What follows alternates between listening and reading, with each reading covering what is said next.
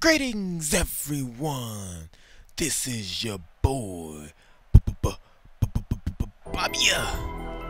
1984, coming to you with another one of those WWE 2K16 play.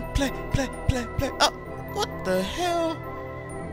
He interrupting that fly ass intro theme song. That's okay, folks. Sheamus is kind of weird, though. He interrupting my stuff. I don't understand what's going on, but let me just first off thank everyone for coming on back to my WWE 2K16 My Career / podcast, where I pretty much do to my career, and at the same time I just throw out topics of things that I'm thinking about. I'm a fan of the WWE, and I don't really have a lot of people to talk to about some of the things that I see going on in the world of wrestling. So I just decided, a few weeks back that I want to talk about it here and then invite you guys to discuss. Either you can disagree or agree with the points that I'm making, and I love reading the comments in the comment section. You guys make a lot of great comments. You give a lot of feedback, so I appreciate that. But for today, I would like to talk about this WWE World Heavyweight Championship title tournament that's supposedly going to conclude at Survivor Series. And on Monday, they revealed the brackets and had a couple of matches. And I'm just straight up say this: I think the tournament is a joke, and here's why. First things first. Oh, first, that was a heel move right there. Ran away from, set him up for the running forearm, and now we got the triple threat match between Barrett, Sheamus, and myself. But here's why this tournament is a joke. I'm actually looking at the bracket right now. So on one side we have Roman Reigns versus The Big Show, Cesaro versus Sheamus, Del Rio versus Stardust, Kalisto versus Ryback. Yes, I said Kalisto. The Lucha versus Ryback. Titus O'Neil versus Kevin Owens, Neville versus Barrett, Ziggler versus Miz, and Ambrose versus Tyler Breeze, who just debuted no more than what was it, 2 weeks ago. Here's why it's a joke. You can't expect me to believe that Titus O'Neil, The Miz, Tyler Breeze, Dolph Ziggler, Kalisto, Ryback, Stardust, Big Show. You cannot make me believe that these guys actually have a chance of winning this tournament. And by the time I'm recording this, Roman Reigns beat The Big Show, no brainer. Cesaro and Sheamus, that was one that I just didn't know, because Sheamus holds the Money in the Bank contract. So I kind of had an idea thinking he was going to get eliminated at some point and then come back towards the end, maybe in the finals, and cash in. So that's why it's okay for Sheamus, because just look how Seth Rollins got his title. He lost to Randy Orton in his match at WrestleMania, and then cashed in his at the end of the night. So I could see that happening with Sheamus. Del Rio is the United States champion, so I just don't see why. Maybe he could be in this just for star power. Stardust, why is Stardust even anywhere near this? He shouldn't even be in this. Kalisto isn't even really in the tag team contention, let alone to be in the hunt for a world heavyweight title. Titus O'Neil, the same situation. He's part of the tag team division. Why would I even believe that he would have a chance of beating Kevin Owens, of all people? Neville and Barrett has faced each other so many times that it just doesn't matter. I would like to see Neville advance just to face Kevin Owens. Dolph Ziggler and Miz.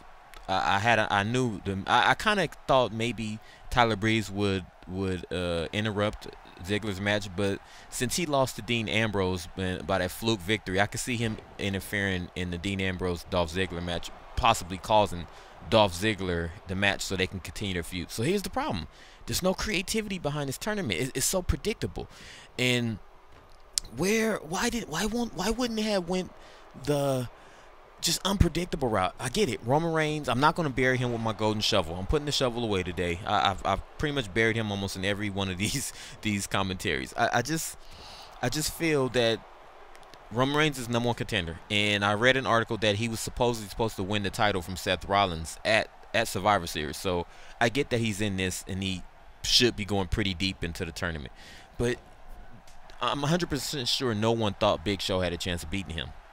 Now, it's going to be sad because I'm a big Cesaro fan, but I just don't see Cesaro beating Roman Reigns either. As much as I want Cesaro to win, we all know that's just not going to happen, and it sucks. But it's good that he's going to face Roman early so we can get that pain out the way once Cesaro falls to the spear. Oh, man.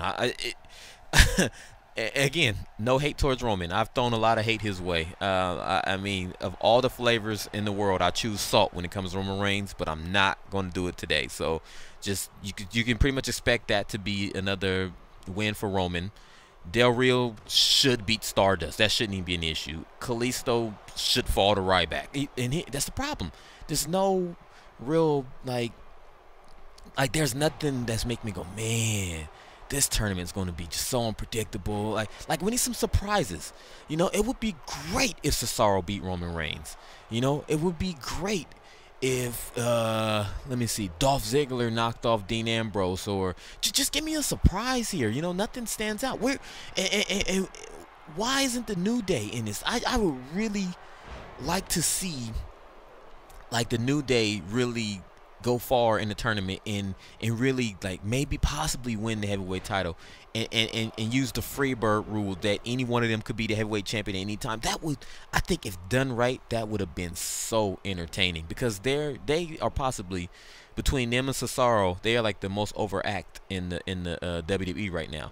And how do you explain Kalisto and Titus O'Neil getting into it, but not any member of the New Day getting into this tournament? I just feel like the creative is just taking the, I don't know. I'm almost getting ready to throw shade Roman Reigns' way again. I'm trying to keep myself from doing it. But folks, please, in the comment section, as always, leave your comments on how you think this tournament should have went. I honestly believe any member of the New Day should have been part of it. Hell, bring Sandow back. I would believe Sandow takes a spot over Kalisto. Like, what went into picking this bracket? Who just, were they just picking names out of a hat? Oh wow.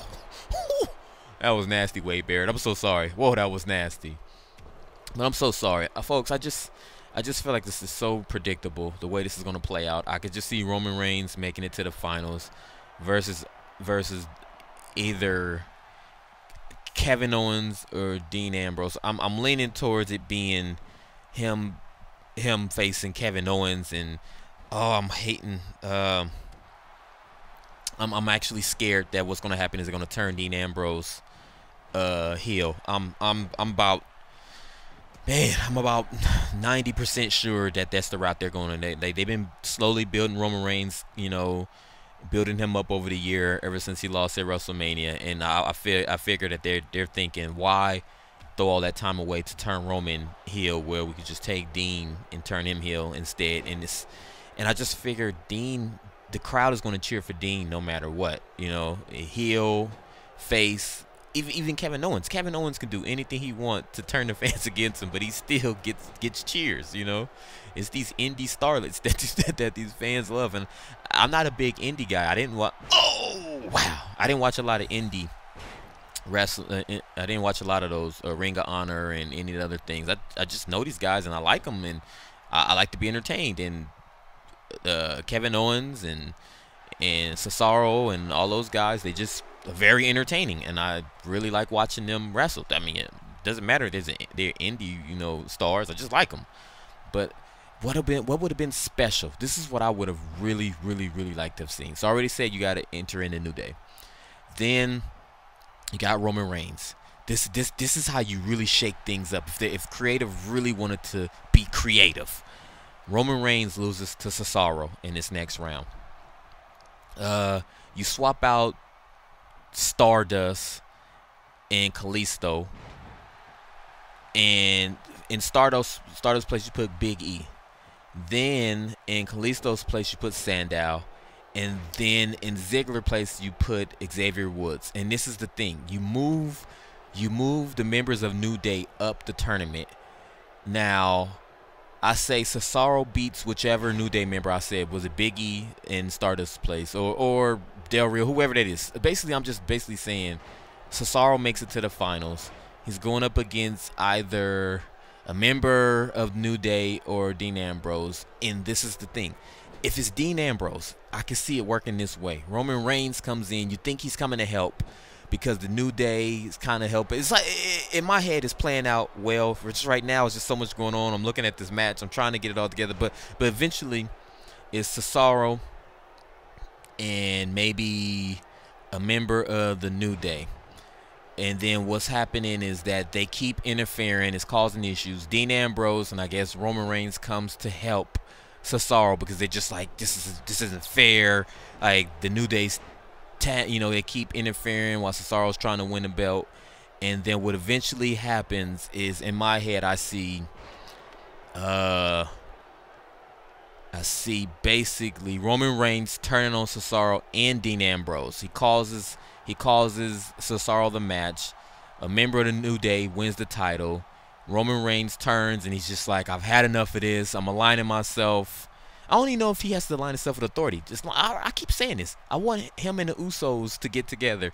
And do you guys remember when Rikishi after the whole Stone Cold got hit by the car and revealed themselves? They basically revealed it to be Rikishi that did it, and he said he did it because of The Rock to help his cousin. And he went to that whole persona as like the bad man. Like that theme song he had, I'm a bad man. That song was so dope. And he came out in the all black with the shades. That's what I want the Usos and Roman Reigns to do.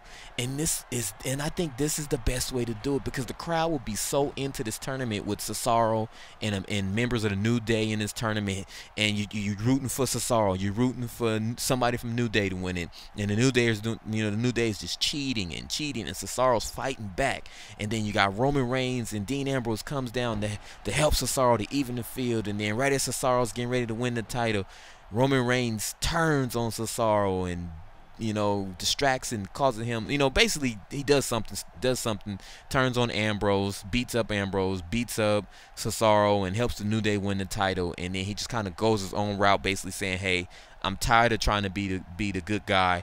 This is about me and family. And then boom, you have a heel Roman Reigns, you have a heel champion faction in the New Day.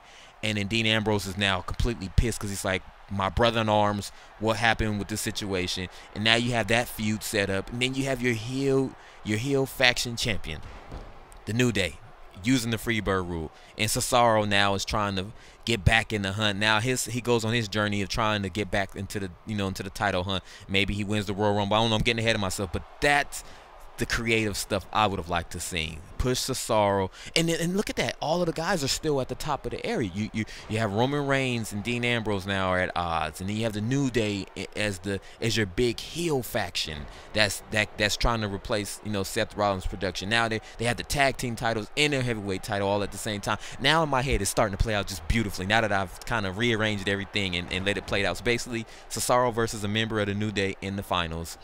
And then they keep cheating. Roman Reigns and Dean Ambrose comes down to help. Roman Reigns turns on Dean Ambrose, calls Cesaro the title, and now he's like, I'm joining with my cousins to form a new faction of family and blood over everything, or whatever he does. And they now cool with the black leather and the shades and the greasy hair. Dean Ambrose mad, Cesaro's mad. New heel faction champions enabling the Freebird rule, and that's how you write a script. Please, folks, tell me in the comment section, what do you think about that? I think it's masterful. It could have been masterful, but that's not the route we're going. We're going a predictable route here, where more than likely either Dean or Roman is going to turn heel and cause either or each other the title, and that's where we're going with this, because this title bracket is just ridiculous. But folks, please leave your comments in the comment section how you think this tournament could have been improved, or what do you think is going to win, who's going to win it. But as usual, until next time, we